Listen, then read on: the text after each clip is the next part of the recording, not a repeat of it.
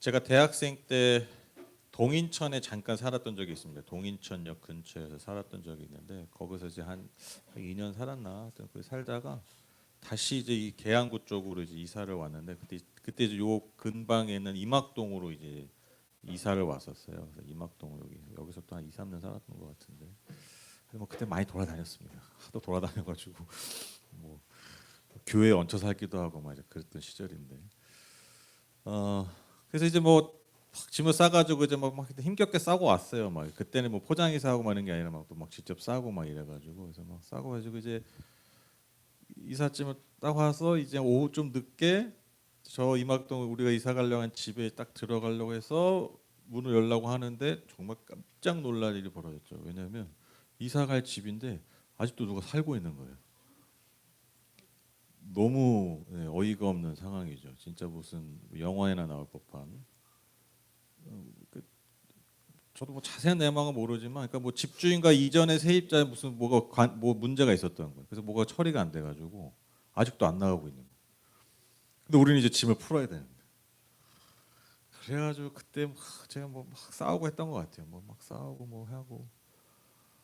그래서 결국 이제 합의가 된 게 뭐냐면 일단 짐을 놓고 뭐 어떻게 할 수가 없잖아요. 짐을 여기다 다 넣고 그 다음에 네. 다음 날 나가는 걸로. 이렇게 뭐가 좀 합의가 됐나 봐요. 그래서 그 원래 살던 분이 다음 날 나가는 걸로. 그런 식으로 이제 협의가 된 거죠. 그래서 이 짐을 빨리 넣고 또 좀 정리를 하고 해야 되는데 그냥 뭐 정리할 게 어디 있어요? 두 집 살림이잖아요. 한 집에 조그만 집에 두 집 살림이 들어가야 되니까 그냥 막 한쪽에 다 쌓아 놓는 거예요. 그래서 벌써 짜증이 나죠, 여러분도. 그때 그 당했던 저는 어떻겠습니까? 너무너무 스트레스고 너무너무 화가 나고 너무너무 짜증이 나고 막 그 말도 못할 그 어떤 심적인 압박과 고통이 있었습니다. 그래서 잠을 자는데도 잠을 자는 게 아닌 거예요. 그냥 집 안에 그냥 온통 다 짐이에요. 두 집 살림이니까. 그래서 거기에 껴가지고 어떻게 잤는지도 모르겠어. 어떻게 해가지고 근데 또 다음날 학교는 가야 되고 대학교.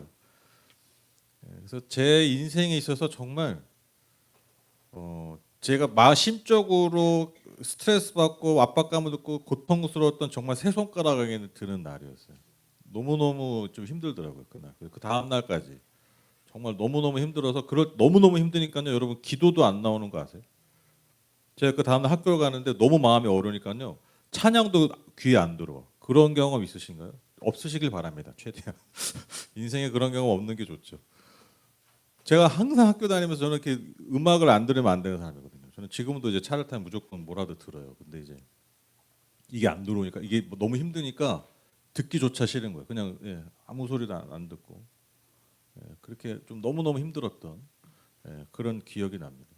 그러니까 왜 그런가 보면은 여러분 집이라는 게 그렇잖아요. 정말 뭐 밖에서 힘들고 뭐 어렵고 어려도 뭐 지치고 힘들어도 그래도 집에 오면 뭔가 그래도 좀 쉬고 좀 안정을 느끼고 그런 공간이어야 되잖아요. 그런데 그런 공간 자체가 내 삶에서 뭔가 사라지는 듯한 경험이어서 그런지 그 짧은 순간이었죠. 뭐 길어봤자 하루 이틀인데 그 순간이 저한테 준 스트레스가 정말 어마어마하더라고요. 어마어마하더라고요. 그래서 그냥 우리가 일상적으로 집에 들어가고 집에 나오고 또 볼일 보고 이럴 수 있는 것이 내가 뭔가 거할 공간과 장소가 있다라는 것이구나. 이게 우리의 밑바탕에 깔려 있구나. 이게 얼마나 우리의 삶에 중요한 것인지 제가 그때 정말 뼈저리게 느꼈어요. 뼈저리게. 여러분 지금 우리가 이렇게 밖에서 그래도 이렇게 뭐 다 괜찮아 보이세요. 뭐 특별히 큰 문제는 없어 보이시는데 우리가 이렇게 그냥 일상적인 생활을 영위할 수 있는 보이지 않는 느끼지 못하지만 그 바탕에 있는 게 뭐냐면 우리가 돌아갈 집이 있다라는 거예요.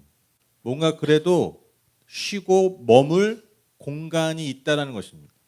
그게 우리 안에 있기 때문에 우리가 이렇게 살 수 있는 거예요. 일상을 영위할 수 있다라는 것입니다. 하물며 여러분 집이 없는 분들이 꽤 되잖아요. 집이 없는 사람들이 있고 뭐 우리나라 주변에는 크게 많지는 않지만 여러분 뭐 전 세계로 가면 어떤 전쟁이 난 거 요즘 전쟁 난 데 너무 많잖아요. 난민들도 많고 이번에 저희 서아가 뭐 단기 선교 갔는데 거기가 뭐냐면 미얀마에서 그 군부 쿠데타가 나가지고 그 쿠데타에서 이제 그 피해 가지고 말레이시아로 내려온 난민들이 많은 거예요. 근데 그 난민촌이 따로 있어. 그 난민촌에서 사역하시는 한국 선교사님을 도우러 가는 거예요. 근데 이게 지금 그냥 우린 먼 얘기잖아요.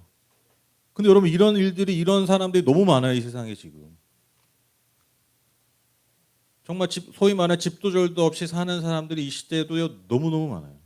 그 사람들의 고통은 어떨까? 그 사람들이 만약 그 집을 공가 이뤘을 때의 느낌은 어땠을까? 감히 상상이 안 됩니다.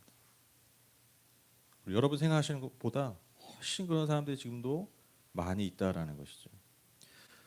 여러분 인간의 존엄성이 있잖아요. 인간의 기본적 존엄성을 지키기 위해서 여러분 가장 기본적인 요소가 있는데 그게 바로 주거 환경입니다. 즉 머물 곳이 있어야 됩니다. 머물 공간, 집이 있어야 돼요. 그 최소한의 공간이 있어야 인간이요 인간답게 살 수 있어요. 그래서 그 악랄한 독재자들이나 악랄한 통치자들이 예전부터 했던 게 뭐냐면 사람들 모아가지고 막 한 곳에 몰아놓고 막 제대로 막 비집은 곳에 막 노는 그게 평수가 좁아서 그런 게 아니에요. 일부러 이렇게 많아. 왜? 그렇게 살다 보면 인간의 존엄성을 잃어버려요. 심리적으로 그렇게 위축이 돼버려요.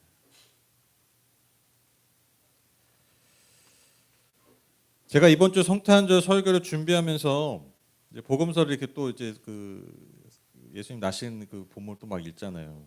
막 읽다가 이렇게 읽고 있는데 제가 정말 그 별거 아닌 말일 수 있는데 그게 꽂힌 그 구절이 있었어요. 본문이 있었어요. 그게 뭐냐면 오늘 읽은 본문의 말씀입니다. 그 중에 7절 말씀입니다. 누가복음 2장 7절 보시면 마리아가 첫 아들을 낳아서 포대기에 싸서 구유에 눕혀 두었다. 여간에는 그들이 들어갈 방이 없었기 때문이다. 제가 요 문장에 꽂혔어요. 여관에는 그들이 들어갈 방이 없었기 때문이다. 여러분 뭐 이 얘기 잘 아시죠? 예수님이 나실 때 호적을 등록하러 요셉과 마리아가 임신한 마리아의 몸을 이끌고 갈릴리 나사렛 이 동네에서 이 베들레헴 갑니다. 이게 북쪽에서 쉽게 가면 남쪽으로 가는 거예요. 거기서 한 100km 정도 됩니다. 거리가. 꽤 힘든 거리였죠. 근데 막 힘들게 100km를 갔는데 뭐 비행기 타고 갔겠습니까? 차를 타고 갔겠습니까? 기껏해야 낙이 타고 갔겠죠. 굉장히 긴 여정이었는데 막상 갔는데 뭐 전국에서 호적을 들어오는 사람이 많았나 봐요.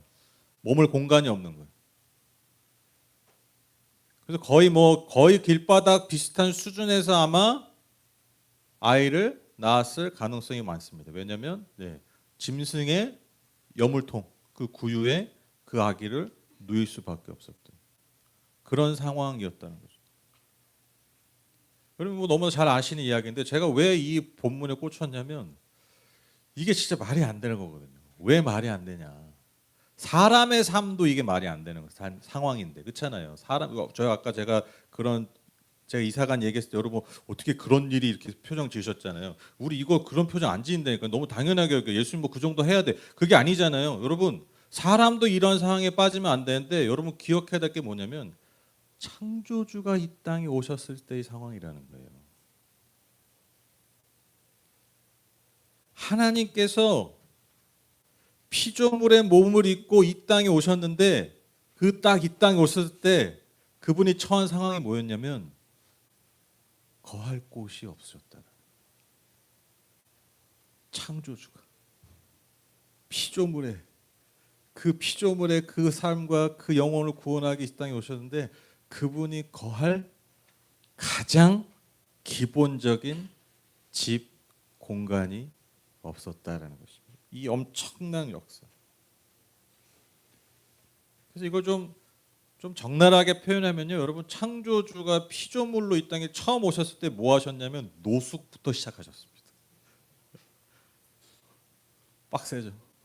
첫날부터 창조주가 노숙을 하셨다라는 머물 곳이 없어서 그 연약한 그 갓 태어난 아기의 몸을 이 땅에 누일 때 짐승의 먹이를 담는 구유에 누일 수밖에 없었다라는 것이죠. 구유인데 이게 여물통입니다. 그래도 다행히 애기 딱 들어갈 공간은 되죠. 내 몸은 안 되지만 저 찬 저기 솔직히 이거는 이제 좀 워싱이 된 거죠. 깨끗하게 된 거죠. 얼마나 지저분했겠습니까? 얼마나 냄새가 났겠습니까? 뭐 그때 뭐 위생이 뭐 개념이 있었겠어요? 사람도 그냥 비위생적인 상황 가운데 늘 살았던 시대인데 너무너무 지저분한 그곳에 창조주가 처음 누이셨다라는 것이죠. 여러분 이 사실, 이 말이 갖는 의미가 무엇일까요? 저는 크게 두 가지 의미가 있다고 생각합니다. 첫 번째로 이게요 바로 어떻게 보면 굉장히 상징적으로 인간의 뿌리 깊은 죄성을 보여주는 것입니다. 그게 뭐냐면 여러분 피조물은요 끊임없이 창조주를 거절합니다. 창조주를 받아들이지 못해.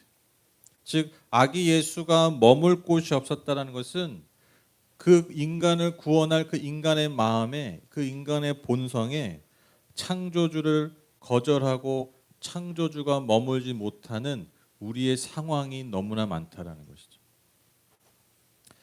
여러분 그 옛날 노래기도 하는데 여러분 시인과 촌장의 가시나무라는 노래 아시죠? 예전에 조성모 씨가 리메이크해가지고 엄청난 히트를 했던 그 가시나무의 아주 유명한 가사죠. 그 첫 가사가 이겁니다. 내 속엔 내가 너무도 많아 당신의 쉴 곳 없네. 내 속에 헛된 바램들로 당신의 편할 곳 없네. 다시 내 속엔 내가 너무도 많아 당신의 쉴 곳 없네. 내 속에 헛된 바램들로 당신의 편할 곳 없네. 이게 어떤 특정한 사람의 고백만이 아니라 여러분 사실 모든 인간이 하나님께 드릴 수밖에 없는 솔직한 고백이죠. 그렇죠? 우리 안에 우리가 너무 많아요. 내 것이 너무 많아요.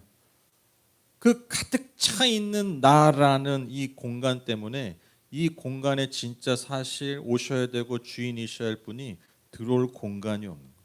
창조주가 우리 안에 거하실 공간이 없습니다. 그게 우리의 현실이라는 거예요. 그 피조물의 현실, 그 인간의 현실을 이 예수님의 이 처한 상황, 아기 예수가 처한 상황을 통해서 우리가 아주 상징적으로 깨달을 수 있다라는 것입니다.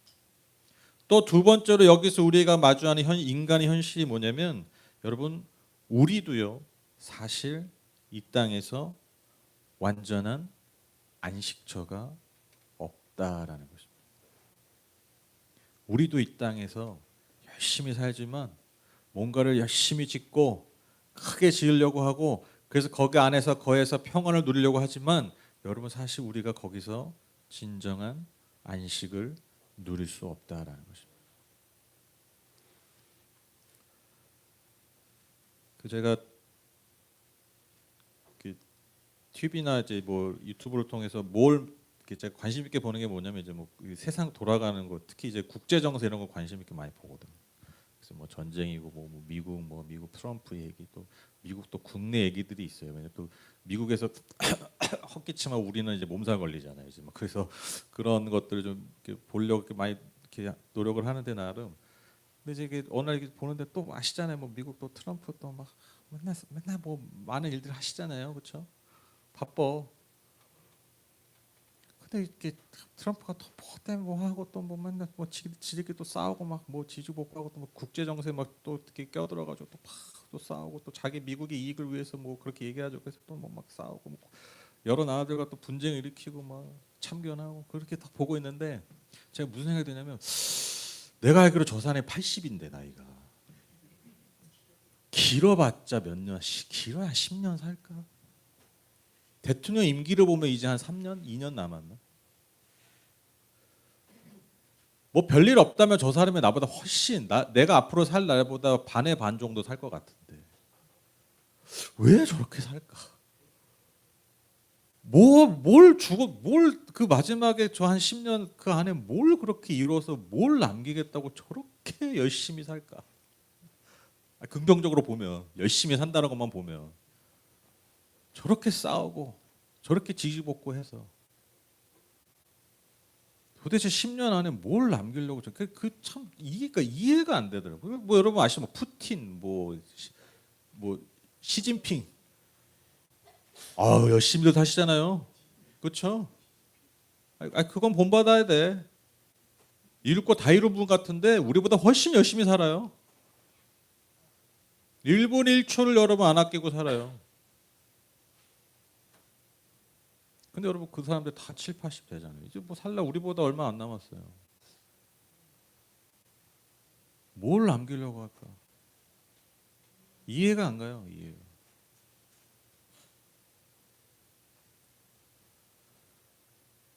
여러분 이게 뭘 우리에게 알려주냐면 여러분 이 땅에 살 때요. 그게 없는 것 같아요. 이제 다 됐다. 이제 됐다라는 게 없어요. 왜냐하면 우리는요 끊임없는 불안감과 두려움 안에 삽니다. 끊임없는 불안함과 두려움 가운데 살아요. 그래서 뭔가 열심히 하는 거예요. 계속해서 나를 증명하려고 하는 거예요. 이제 됐다 싶은 게 없는 거죠. 그러니까 뭔가를 이뤄도요. 뭔가 정말 대단한 거 이뤄도요. 여러분 다 물어보세요. 뭔가 대단한 성공을 이뤘던 사람들 한번 다 찾아가서 물어보세요. 그런 거 한번 찾아보세요. 그것을 이룬 순간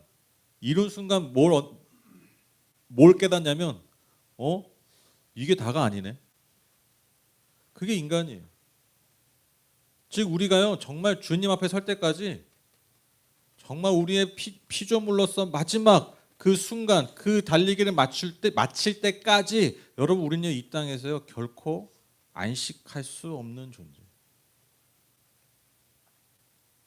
그 무엇도요 우리의 존재 자체를 증명하거나 채울 수 없다라는 것입니다. 그러니까요 우리는 본능적으로 끊임없이 죽을 때까지 나 자신을 증명하려고 살게 될 수밖에 없어요. 세상의 가치와 그 기준 아래서 이 땅의 기준을 안에서 그렇게 순응하면서 죽을 때까지 쉬지 못하고 살 수밖에 없습니다. 그래서 여러분 이 땅에서는요 완전한 안식이 없어요.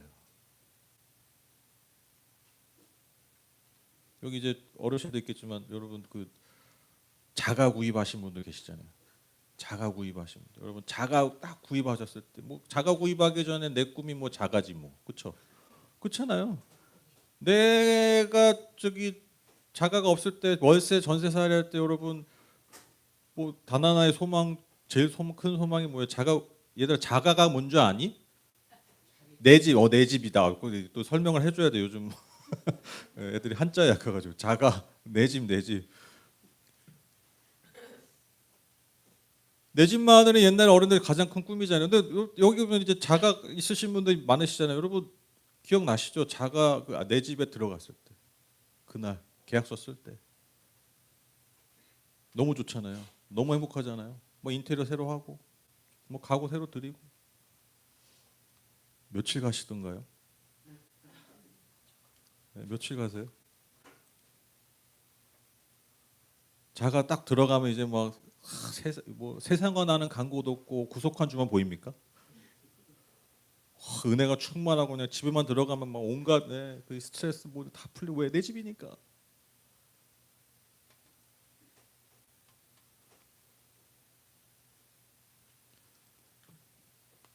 심지어 여러분 우리 집보다 좋은 뭐 엄청 좋은 제가 이렇게 예전에 무슨 호텔 가는데 뭐 이렇게 기념일날 왔다고 스위트룸을 주더라고요. 그때는 그게 그렇게 좋은지도 몰랐어. 그냥 또 갔는데 그걸 주니까 그냥 원래 여기가 이런 데나 보다 이런 데인가 보다 하고 했는데 지금 생각하면 진짜 비싼 막 100만 원 넘어가는. 결혼 10주년을 왔다니까.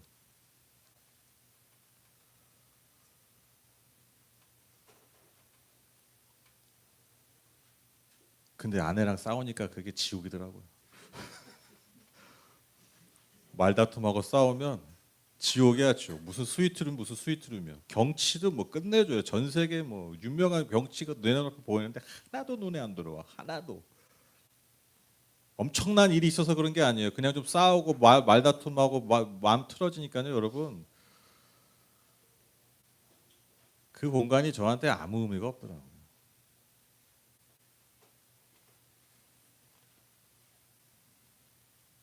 여러분 이게 우리의 현실인데요.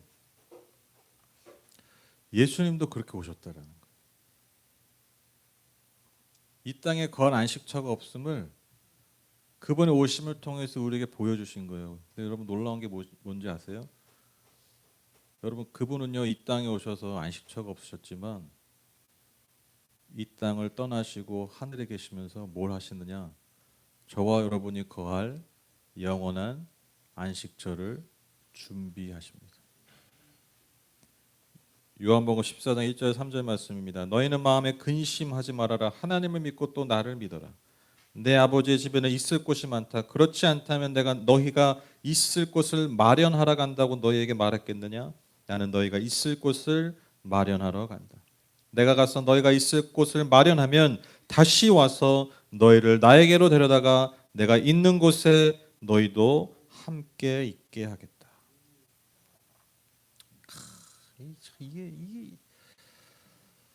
이게 기독교 역설 아닙니까? 이게 기독교 역설이에요. 이게 참 저는 예전에 그 유튜브 동영상 보는데 그 무슨 예배 때 찬양하는 거예요. 찬양하는 건데 뭐 하다가 이제 음소거를 해놨어요. 음소거를 하는데 이제 찬양하는데 막 기쁘게 막 찬양하는 거예요. 그 젊은이들이 막 찬양하는데 음소거 소리는 안 들려. 근데 이제 가사가 뭔데 우리를 위해서 십자가 죽으시고 막 기뻐해. 근데 그게 되게 이상해 보이는 거 아세요? 무슨 말인지 알죠? 그러니까 찬양 곡을 들었으면 신나게 했을 텐데 소리를 안 듣고 이거 보니까 진짜 얘네 미친놈들 같아.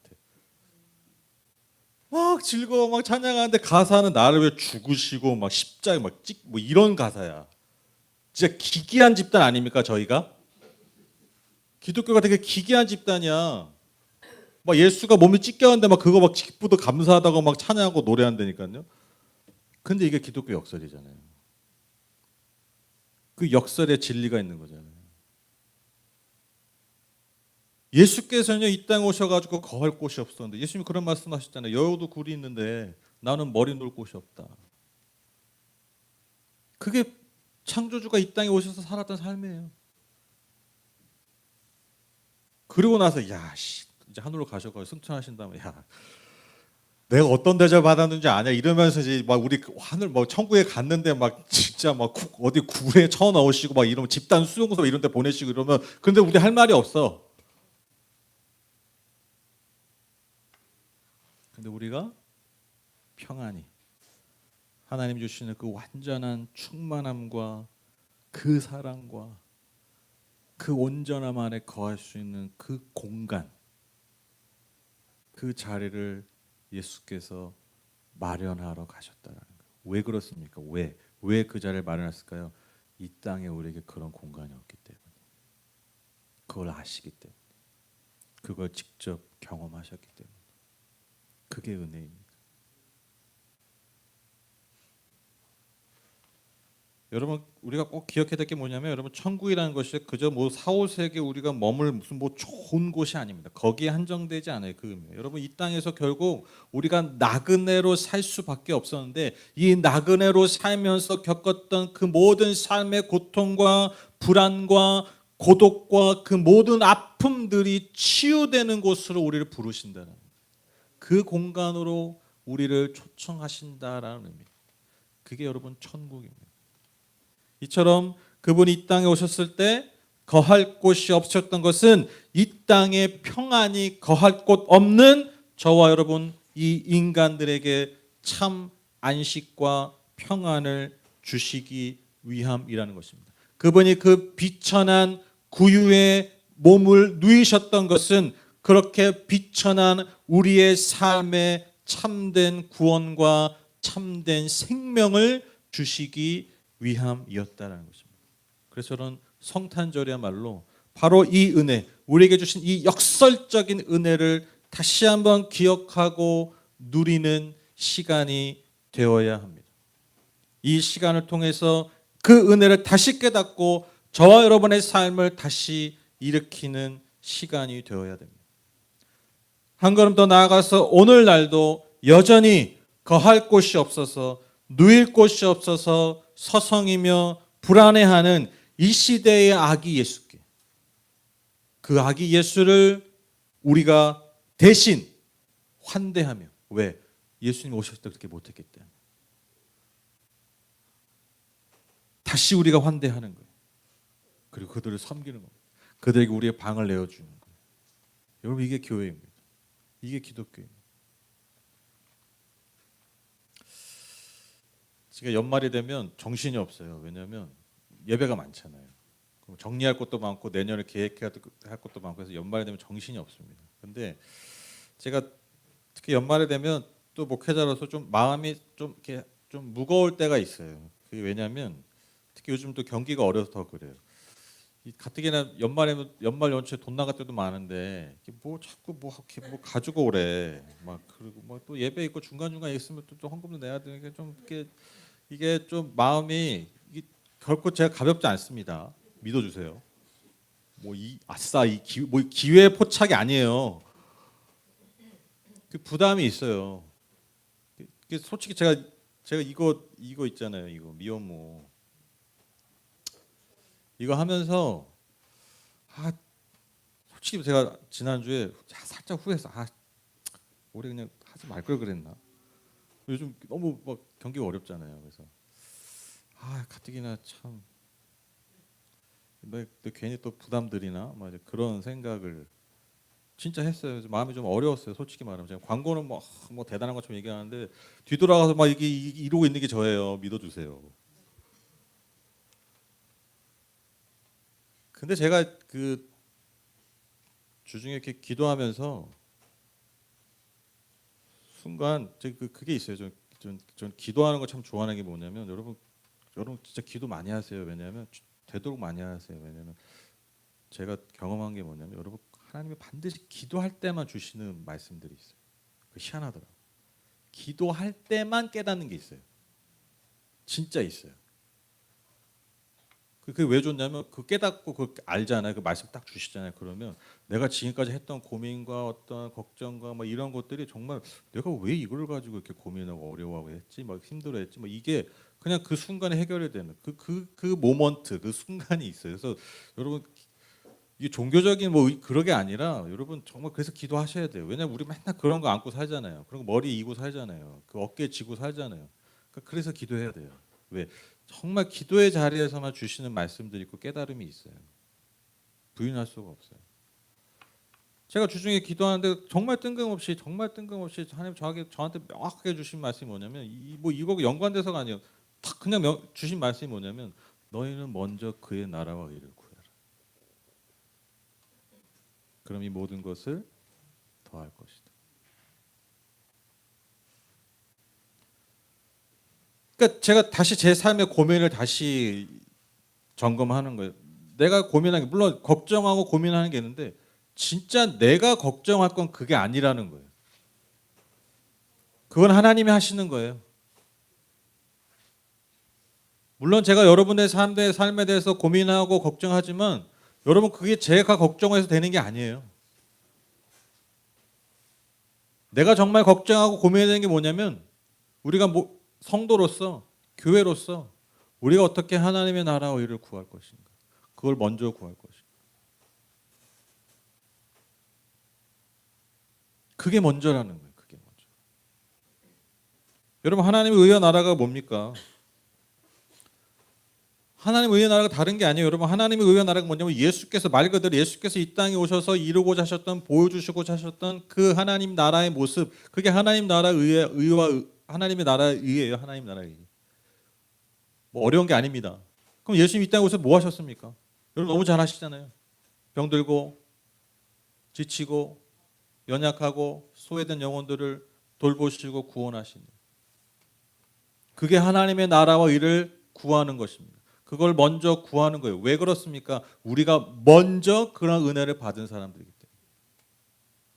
그래서 하나님께서 이 땅에서 구원한 자들 또한 그 구원한 자들의 모임인 교회를 통해서 여전히 하고자 하신 일이 그거예요. 하나님의 나라와 의를 너희가 이 땅에서 이뤄 나가라는. 그걸 먼저 구하라는 것이죠. 먼저 고민해 보라는 거예요. 그렇게 했을 때 내가 너희를 통해서 이룬 일들을 보라는 거죠. 내가 너희들의 영혼과 삶에 채우는 것들을 보라라는 것입니다. 그게 주님의 변치 않은 약속입니다. 제가 그 말씀을 탁 받고 아주 사라진 건 아닌데 90%는 사라졌어. 근데 오늘 이렇게 와서 보는데 제가 또 너무 감사하더라고요. 많이 가져오시고 아름아름. 저는 이게 참 너무 좋아요. 이 장면이 너무 좋아요. 울컥울컥해요. 보기만 해도 배가 불러요. 물론 이제 맛있게 또 먹을 건데 진짜 보기만 해도 너무 막 가슴이 차요. 또 오늘도 막 케이크도 막 너무 좋아요. 이게 뭐 그분들한테 작은 거일 수 있지만 우리 교회가 우리 성도들이 거할 곳이 없었던 그래서 맘 편히 누일 곳이 없는 그 영혼들을 위해서 우리의 마음과 우리의 삶을 모아서 이렇게 드린다는 것이 얼마나 감사한지 모릅니다. 그것이 교회입니다. 그것이 성도입니다. 이 교회와 이 성도의 모습을 우리가 계속해서 지켜나가는 열매 맺어가는 저와 여러분 우리 하늘복교회 되었으면 좋겠습니다. 마태복음 6장 32, 33절입니다. 그러므로 무엇을 먹을까 무엇을 마실까 무엇을 입을까 하고 걱정하지 말아라. 예수님도 이 땅에서 다 해보신 거거든요. 날 때부터. 이 모든 것은 모두 이방 사람들이 구하는 것이요 너희의 하늘 아버지께서는 이 모든 것이 너에게 필요하다는 것을 아신다. 너희는 먼저 하나님의 나라와 하나님의 의를 구하여라. 그래야만 이 모든 것을 너희에게 더하여 주실 것이다. 하나님의 나라와 의는 아까 말씀드린 것처럼 바로 예수 그리스도를 통해 완성된 하나님의 나라입니다. 즉 오늘 말씀에 빗대면 거처가 없는 자들이 안식을 누리는 일입니다. 그게 하나님의 나라와 의입니다. 비천한 자들이 존귀히 여김을 받는 것입니다. 여러분 그것이 하나님의 나라와 의를 구하는 것입니다. 우리가 바로 그런 은혜를 먼저 누린 사람으로서 우리도 기꺼이 기쁨으로 그 길을 함께 걸어가는 저와 여러분 되셨으면 좋겠습니다. 결론을 맺겠습니다. 2000년 전 예수님이 이 땅에 오셨을 때 여러분 거할 곳이 없으셨습니다. 그래서 저는 우리 교회가 이 시대에 주님이 거하시는 기뻐함으로 거하실 수 있는 공간이 되었으면 좋겠습니다. 짐승의 여물통 그 구유에 누이신 예수께서 생명의 밥이 되신 이 역설처럼 참 예수님이 일관되지 않으세요? 난 것도 밥그릇에서 났어. 베들레헴이 무슨 뜻인지 아시죠? 그게 빵집이에요. 빵집. 요즘 말로 하면 저기 제과점이에요. 그러니까 밥집, 김밥천국. 밥집이 밥집. 그러니까 밥이 우리는 이제 베이커리는 좀 약간 간식이니까. 그러니까 베들레헴이 빵집이에요. 히브리어로. 그러니까 밥집에서 나신 거예요. 밥집 동네에서 밥그릇에 나신 게 예수님입니다. 왜 그렇습니까? 그분이 생명의 밥이시기 때문에. 기가 막혀. 이유가 있어. 참 스토리도 그렇게 짜기 쉽지 않은데 아다리 딱딱 맞죠. 네. 그 여물통에 나신 거예요. 그 구유에 나신 거 왜? 우리에게 생명의 밥을 줘. 그 비천한 우리에게. 여러분 우리 교회가 이 시대에 굶주리는 영혼들에게 생명의 밥, 생명의 양식을 전할 수 있는 그런 교회, 또 그런 우리 아이들, 특별히 이제 20대 새로운 세상으로 나가는 우리 6.1 후 청년들에게 6.1 후 청년들에게 그런 은혜가 있기를 간절히 축복합니다. 기도하겠습니다.